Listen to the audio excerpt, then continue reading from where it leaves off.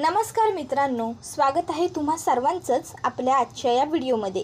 आणि आजच्या या व्हिडिओमध्ये आपण जाणून घेणार आहोत घरोघरी मातीच्या चुली या मालिकेच्या आजच्या भागाचे जबरदस्त अपडेट। त्यामुळे व्हिडिओला लाईक करा आणि चॅनलला सबस्क्राइब पटकन करून घ्या। त्याचबरोबर बेल आयकॉन प्रेस करा म्हणजे पुढच्या एपिसोडचे नोटिफिकेशनसुद्धा तुम्हाला पटापट मिळत जातील। तर वळूया आपल्या आजच्या एपिसोडकडे। तर मित्रांनो, आजच्या भागात आपण असं पाहतो की इकडे आता जानकीने उखाणा घेतलेला असतो। त्यानंतर सगळेजण जेवायला आता सुरुवात करणार असतात, कारण ऋषिकेश हा सगळ्यांना सांगतो चला आता जेवायला सुरुवात करूया। इतक्यात जानकी सगळ्यांना म्हणते थांबा थांबा। सगळी लोक थांबतात आणि जानकीकडे बघायला लागतात। तर जानकी ही सगळ्यांनाच म्हणत असते म्हणजे हे बरं आहे, मला उखाणा घ्यायला लावला आणि तुमच्या ऋषिकेश दादांना नाही का। त्याबरोबर लगेच आता गुलाबदादा हा जानकीला म्हणत असतो जानकी वहिनी थांबा, आमचं ऋषिकेश दादा कुस्तीपट्टू आहेत, उखाणा घेणार ते। ऋषिकेश दादा होऊन जाऊ द्या उखाणा। त्याबरोबर आता सगळेच जण ऋषिकेशकडे बघायला लागतात। तर ऋषिकेश म्हणतो वा रे, हुशार आहेस तू, आधी तर सांगतोय कुस्तीपट्टू आहेत म्हणून आमचं दादा, आणि आता म्हणतोय उखाणा घ्या। अरे उखाणाचा आणि कुस्तीचा काय संबंध। त्याबरोबर आता लगेचच सगळीजण गप्प राहतात। तर आता ऋषिकेशने उखाणा तर घ्यायला हवा हे सगळ्यांच्याच मनामध्ये असतं, पण कोणी काही बोलत नसतं। मग आता ओवीच ऋषिकेशला म्हणत असते ओ ऋषिकेशराव घ्या की उखाणा। आता ओवीने असं म्हटल्याबरोबर सगळ्यांना हसायला येतं आणि मग लगेचच ऋषिकेश हा ओवीच्या पाठीवर हात ठेवत म्हणतो बाप रे ऋषिकेशराव घ्या की उखाणा, चला आता घेतोच मग उखाणा। आणि मग त्यानंतर ऋषिकेश हा एक छान असा उखाणा घेतो। आता ऋषिकेशने उखाणा घेतल्याबरोबर सगळ्यांना छान वाटतं, सगळ्यांना आनंद होतो। आणि मग ऋषिकेश सगळ्यांना म्हणतो चला आता करा जेवायला सुरुवात। आणि मग सगळीजणं पटापट सुरुवात करतात। आता सगळीजणं छान हसत खेळत बोलत एकत्र खात असतात। वातावरण हे अगदी छान आणि एकदम प्रसन्न असतं। तर दुसरीकडे इकडे आता सयाजीराव हे ऐश्वर्याला कॉल करतात आणि ते ऐश्वर्याला म्हणत असतात आजची फेरी तुम्ही हरलात, तुम्हासनी बाद करण्यात आलं असतं। एक काम करतो, त्या जानकीच्या नवऱ्याचे हातपायच मोडून ठेवतो, मग बघतो कसा खेळतो तो। त्याबरोबर लगेचच इकडून ऐश्वर्या म्हणत असते डॅड असं काहीसुद्धा आपल्याला सध्या करायचं नाही। तुम्हाला काय वाटतं मला राग आलेला नाही आहे का। तुमच्यापेक्षा कितीतरी जास्त पटींनी राग हा मला आलेला आहे, पण हा त्या गोष्टीवरचा पर्याय नाही। आपण असं नाही करू शकत। त्यापेक्षा माझ्याकडे एक भन्नाट कल्पना आहे, जर आपण ते केलं ना तर तो ऋषिकेश आणि त्याची ती बायको दोघंसुद्धा खेळायला पोहोचूच शकणार नाहीत। त्याबरोबर आता इकडे सयाजीरावांना प्रश्न पडलेला असतो की नक्की ऐश्वर्याकडे असा आहे तर नेमका कोणता प्लॅन आहे। मग त्या ऐश्वर्याला नक्की तुझा प्लॅन काय ते विचारतात। ऐश्वर्या लगेचच सयाजीरावांना सगळा प्लॅन व्यवस्थित समजावून सांगते। आता सयाजीरावांना ऐश्वर्याचा प्लॅन पटलेला असतो। चालेल आपण मग असंच करू म्हणत सयाजीराव फोन कट करतात। काय चाललं या पोरीच्या डोक्यात असं म्हणत ते खाली त्यांचा फोन ठेवत असतात। तर दुसरीकडे आता सगळ्यांची जेवणं वगैरे छान पद्धतीने झालेली असतात। सगुणा ही सगळ्यांना परत पाणी वगैरे देत असते, तर जानकी ही सर्वांना बुंदीचे लाडू वाटत असते। त्यानंतर आता ऋषिकेश हा जानकीकडे येतो आणि स्वतःच्या हाताने सर्वांसमोर जानकीला बुंदीचा लाडूसुद्धा भरवतो। इतक्यात आता सुमित्रा ही लगेचच जानकीला फोन करते आणि ती जानकीला म्हणत असते मला तुझ्याशी थोडं बोलायचं होतं, मी बोलू शकते का। त्याबरोबर लगेच जानकी ही बाजूला येते किचनमध्ये आणि फोन उचलून म्हणते हो आई बोला ना, काय बोलायचं आहे। आता ती खरं तर हळूहळू बोलत असते, कारण ऋषिकेशला आवाज जायला नको, जर त्याला आवाज गेला तर त्याला खूप जास्त राग येईल। मग इकडे आता सुमित्रा म्हणत असते अगं आपलं घर। इतक्यात तिकडे सौमित्र येतो आणि लगेचच तो आईच्या हातातला फोन हिसकावतो आणि त्या फोनचा आवाज बंद करून टाकतो, फोन कट करतो। आता इकडे सुमित्रा विचारते अरे असं का केलंस तू, मला बोलायचं होतं। त्याबरोबर लगेच सौमित्र म्हणत असतो आई अगं हे काय करायला चालली होतीस तू, जानकी वहिनीला हे सगळं का सांगायचं होतं तुला। हे बघ प्लीज असं काही नको करूस, तुला काय वाटतं ते ऐश्वर्या बोलते ते सगळं खरं आहे, तिने घर गहाण वगैरे ठेवलं आहे? अगं असं काही नाही आहे. ती मुद्दामून आपल्याला असं सांगते जेणेकरून आपण हे सगळं जानकी वहिनीला सांगावं आणि मग नंतर तिला ज्यावेळेस हे सगळं कळेल तेव्हा ती खेळायला तयार होणार नाही. तुला माहीत आहे ना तिच्यासाठी हे घर आपण सगळे किती महत्त्वाचे आहोत ते. जर तिला कळलं की आपल्या घरावरती संकट आलेलं आहे तर वहिनी खेळातून माघार घेईल आणि नंतर जर हे सगळं खोटं निघालं तर तू काय करशील? स्वतःला कधी माफ करू शकशील का?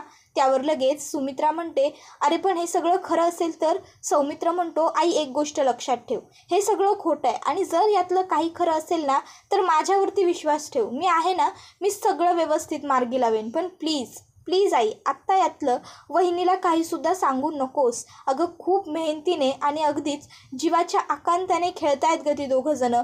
त्यांचं नुकसान झालेलं चालणार आहे का तुला? त्यावर मात्र सुमित्रा नकार देते. आता जानकीला लगेचच त्या दिवशीचं अवंतिकाचं बोलणं आठवतं. आता तर त्या ऐश्वर्याने आपल्या घरावरच आणि मग सौमित्राने तिला थांबवलं होतं. जानकी लगेचच आता पुन्हा एकदा सुमित्राला कॉल करते आणि मग ती सुमित्राला विचारत असते, आई काय म्हणत होतात तुम्ही आपल्या घराचं? अचानक गप्प का राहिलात? त्याबरोबर सुमित्रा म्हणत असते, अगं ते मी असं म्हणत होते की हरली ना ऐश्वर्या आणि सारंग. खरंच त्याचं थोडं वाईट वाटत होतं, मला दुःख झालं. पण तुम्ही दोघं जिंकलात, तुम्ही दोघं छान खेळताय याचा आनंदही आहे हा मला. त्याबरोबर लगेचच जानकी म्हणत असते, आई आता जो इमानदारीने खेळणार नशीब त्याला साथ देणार, मी फक्त एवढंच बोलू शकते. त्याबरोबर लगेचच इकडे सुमित्रा ही जानकीला म्हणत असते, हो अगदी बरोबर बोललीस तू, बरोबर आहे तुझं. पण मी ना आई आहे गं. माझं काय, माझं शेवटी मरणच आहे. माझं एक मूल जिंकलं तर दुसरं मूल हरतंय त्याचा मला दुःख तर असणारच. असो तुम्ही दोघं छान खेळताय असं म्हणत आई ही फोन ठेवून देते. आता मात्र इकडे आईने जानकीला काहीसुद्धा सांगितलेलं नसतं. पण सौमित्र जे बोलतोय ते चुकीचं आहे, कारण खरोखर ऐश्वर्या आणि सारंगने घर गहाण टाकलेलं आहे याची पुसटशी कल्पनासुद्धा सुमित्राला नाही आहे. नाहीतर तिने सगळं काही जानकीला सांगून टाकलं असतं. तर आता मात्र इकडे जानकीने फोन तर ठेवलेला असतो, पण तिच्या मनामध्ये मात्र आता खळबळ सुरू झालेली असते. तिच्या मनात खूप प्रश्न उद्भवलेले असतात. जानकीला वाटत असतं, आई आज माझ्याशी खोटं बोलल्या असं मला का बरं वाटतंय? काय प्रॉब्लेम झाला असेल घराचा? इतक्यात त्या ठिकाणी ऋषिकेश येतो. ऋषिकेश येऊन जानकीला विचारतो, काय गं कुठे हरवलीस आणि कोणाचा फोन होता? जानकी म्हणते, नाही कुठे नाही. आणि फोन ना, अहो तुम्हाला तर माहीतच आहे ना किती गॅलरी वगैरेचे फोन येत असतात, तसंच काहीतरी कंपनीचा फोन होता.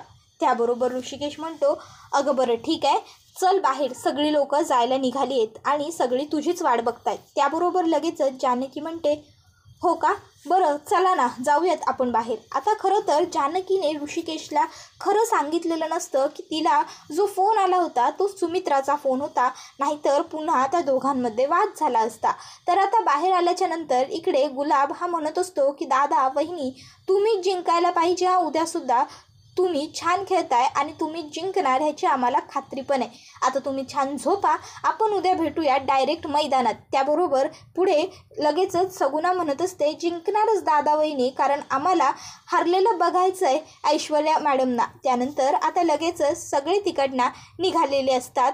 ऋषिकेश दादा आणि जानकी वहिनीचा विजय असो, ऋषिकेश दादा आणि जानकी वहिनीचा विजय असो, अशा घोषणा सुरू असतात. हे सगळं बघून ओवीला छान वाटतं आणि मग ओवी आईबाबांना मिठी मारत विचारते, किती छान वाटतंय ना आईबाबा. त्यानंतर दुसऱ्या दिवशी ऋषिकेश आणि जानकी स्पर्धेला जायला निघालेले असतात. जानकी ही फोनवरती गुलाबदादांना सांगत असते की गुलाबदादा ओवीला शाळेतून तुम्ही घेऊन याल ना, आणि सगुणा तिच्याबरोबर थांबणार आहे. हो हो मी तिच्याशी सुद्धा बोलली आहे. आणि मग ती फोन कट करते आणि दोघंजणं निघतच असतात. तेच त्या ठिकाणी एक गाडी येऊन उभी राहते. आता गाडी बघून दोघे थांबतात. गाडीतून एक माणूस उतरून येतो आणि तो त्याचं नाव मोरे म्हणून सांगतो. त्याचबरोबर तो पुढे सांगत असतो की मी श्री आणि सौ या कमिटीकडून खेळाच्या आलेलो आहे आणि मी तुम्हाला घेऊन जायला आलो आहे. यावेळेस ना स्पर्धा थोडी वेगळी आहे, टास्क वेगळा आहे, त्यामुळे सगळ्यांचे टास्क वेगळ्या वेगळ्या ठिकाणी करून घेतले जाणार आहेत. आता ऋषिकेश हा त्यांना विचारत असतो, वेगवेगळ्या ठिकाणी टास्क करून घ्यायचे आहेत का, असं काय टास्क आहेत? त्याबरोबर पुढे तो सांगतो की माफ करा मॅडम, माफ करा सर, मी तुम्हाला हे असं सांगू शकत नाही, कारण हे नियमांमध्ये बसत नाही. तुम्हाला माझ्याबरोबर यावं लागेल. यावेळेस खेळ हे वेगळ्या वेगळ्या ठिकाणी होणार आहेत. सो प्लीज आपण निघूयात का? आम्ही सगळ्याच कपल्सना घ्यायला गाड्या पाठवल्या आहेत, कारण लोकेशन्स कपल्सना माहीत नाही आहेत. आपल्याला उशीर होईल, आपण निघायचं का प्लीज? तो माणूस सतत निघण्यासाठी घाई करत असतो. त्याबरोबर आता लगेचच इकडे जानकी ही त्यांना विचारत असते की पण तुमचं आय कार्ड बघता येईल का मला? त्याबरोबर लगेचच तो माणूस हो हो म्हणतो आणि जानकीच्या हातात त्याचा आय कार्ड देतो. आता जानकीला आय कार्ड देत असताना तो माणूस खूप घाबरलेला असतो, त्याला घाम वगैरे फुटत असतो. पण जानकी त्याचा आय कार्ड बघते आणि त्यानंतर ऋषिकेश आणि जानकी दोघेसुद्धा त्या गाडीमध्ये बसतात आणि तिकडनं जायला निघालेले असतात. आता इकडे त्या माणसाने सांगितलेलं असतं की टास्क हे वेगवेगळ्या ठिकाणी होणार आहेत आणि म्हणून आम्ही सगळ्या कपल्सना घ्यायला गाड्या पाठवल्यात. पण तसं तर इथे आपल्याला काहीच पाहायला मिळत नाही, कारण सौमित्र आणि अवंतिका त्याचबरोबर ऐश्वर्या आणि सारंग हे आपापल्या गाड्यांनीच आलेले असतात स्पर्धेच्या ठिकाणी आणि स्पर्धा ही एकाच ठिकाणी असते. तो माणूस हा ऋषिकेश आणि जानकी बरोबर खोटं बोललेला असतो. त्यानंतर आता सगळेच कपल एक एक करून येतात. सगळ्यांचं स्वागत लोक अगदी छान जोरजोरात टाळ्या वाजवून करतात. तर आता इकडे ऋषिकेश आणि जानकी ज्या ठिकाणी आलेले असतात त्या ठिकाणी साधं एक माणूस नसतो. गावकरी तर सोडाच, अनोळखी माणसंसुद्धा नसतात तिथे. फक्त तो एक घेऊन आलेला व्यक्ती आणि 2 जज एवढीच लोक असतात. आता ऋषिकेश विचारतो, इथे एकही लोक नाही, प्रेक्षक नाही, आमचे मार्क्स कोण काउंट करणार? त्याबरोबर लगेचच तो म्हणत असतो की सर तुम्ही खूप प्रश्न विचारू नका, आपण आता स्पर्धेला सुरुवात करूया. आणि हे आहेत ना 2 जज, हेच तुमचे मार्क यावेळेस काउंट करणार आहेत. आजच्या स्पर्धेपुरती हे 2 जज असणार आहेत. बरं, मी आता तुम्हाला स्पर्धा समजावून सांगतो. तर स्पर्धेचा नियम असा आहे की मी एक शब्द बोलणार, त्या शब्दाला अनुसरून तुम्ही दोघांनीही शब्द बोलायचा. जर तुम्ही सेम शब्द एकत्र बोललात तर तुम्हाला त्याचा गुण मिळेल. फॉर एक्झाम्पल, मी जर फळ म्हणालो तर तुम्ही दोघांनी आंबा किंवा पेरू दोघांनीही एकच बोलायचं, तर तुम्ही स्पर्धा जिंकाल, तुम्हाला याचा गुण मिळणार.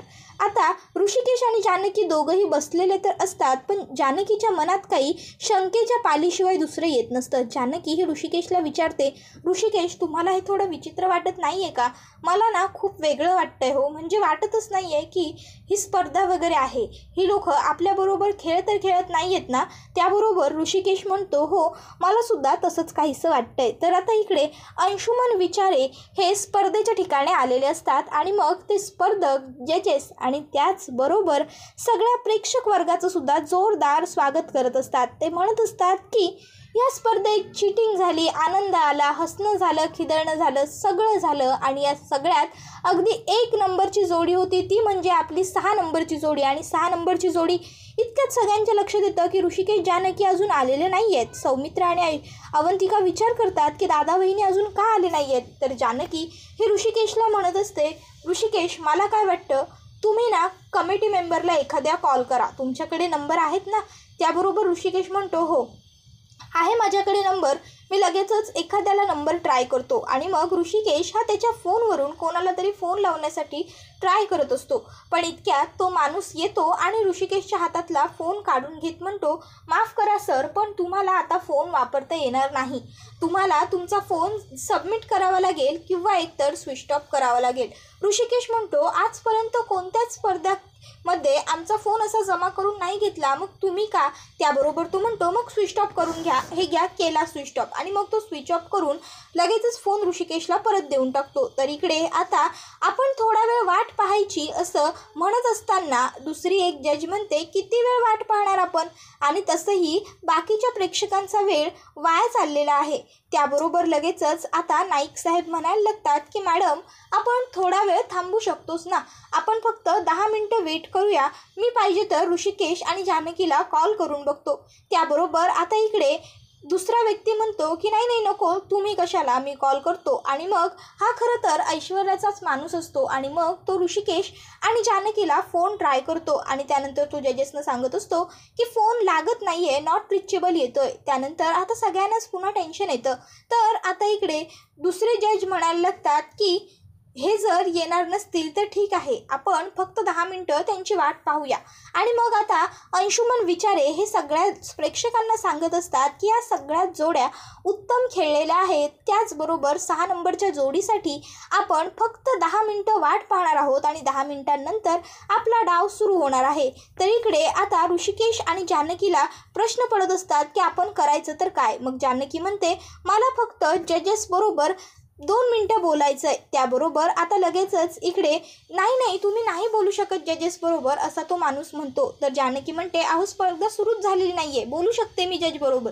तर आता दुसरीकडे अंशुमन विचारे म्हणत असतात की आपली 6 नंबरची जोडी ही खूप छान खेळली होती, खूप मस्त, आणि म्हणून आपण त्यांच्यासाठी वाट पाहतोय. तर आता इकडे सगळ्या गावकऱ्यांमध्ये चर्चा सुरू होते की अजून हे आले कसे नाही, का आले नाही. तर आता इकडे अवंतिका आणि सौमित्रला सुद्धा टेन्शन येतं की अजून दादा वहिनी कसे आले नाही. अवंतिकाला सौमित्र सांगत असतो की दादा वहिनी कधी उशीर करत नाहीत, आजच त्यांना उशीर का होतोय. तर आता अवंतिकासुद्धा काळजी करत असते. तर इकडे लगेचच सारंग हा ऐश्वर्याला विचारतो, ऐश्वर्या काय केलंय तुम्ही, तुम्हाला माहीत असेलच सगळं. ऐश्वर्या म्हणते, नाही मी काही नाही केलेलं. त्यावर सारंग तिला खोदून विचारतो. मग ऐश्वर्या सांगायला लागते, काल मी म्हटलं होतं ना मी डॅडांकडे जाऊन येते, त्यावेळेस खरं तर मी डॅडांकडे गेलेच नव्हते. तर मी त्या माणसाला म्हणजे संतोषला भेटायला गेले होते आणि मी त्याला सांगितलं होतं की उद्या एक कुठेतरी आडमागच्या ठिकाणी तू ह्या श्री आणि सौ स्पर्धेसारखाच एक दुसरा सेट उभा करायचा आणि तिकडे ऋषिकेश आणि जानकीला पाठवून द्यायचं. जर त्यांना यायला उशीर झाला तर मग आपोआपच ते स्पर्धेतून बाद होऊन जातील. त्याबरोबर हे सगळं ऐकून सारंगला सुद्धा आश्चर्य वाटतं आणि तो म्हणतो, वा काय डोकं आहे तुमचं. तर दुसरीकडे आता इकडे तिने सांगते की मी त्या माणसाला हे काम करण्यासाठी अवघे 5 लाख रुपये देण्याचा शब्दसुद्धा दिला आहे. ती त्या माणसाला म्हणाली होती की जर तू मला या कामामध्ये मदत केली तर मी तुला मला मिळालेल्या 25 लाखांपैकी 5 लाख रुपये देईन आणि मग त्याने तू तुझं अख्खं आयुष्य सुधरवू शकतोस. तर इकडे आता अवंतिका ही सौमित्रला म्हणत असते, सौमित्र अरे अजून स्पर्धा सुरू झालेली नाही आहे, आपण आपले फोन वापरू शकतो, फोन कर ना दादांना. त्याबरोबर सौमित्र फोन करतो पण ऋषिकेशचा फोन नॉट रिचेबल लागत असतो कारण त्या माणसाने त्याचा फोन स्विच ऑफ केलेला असतो.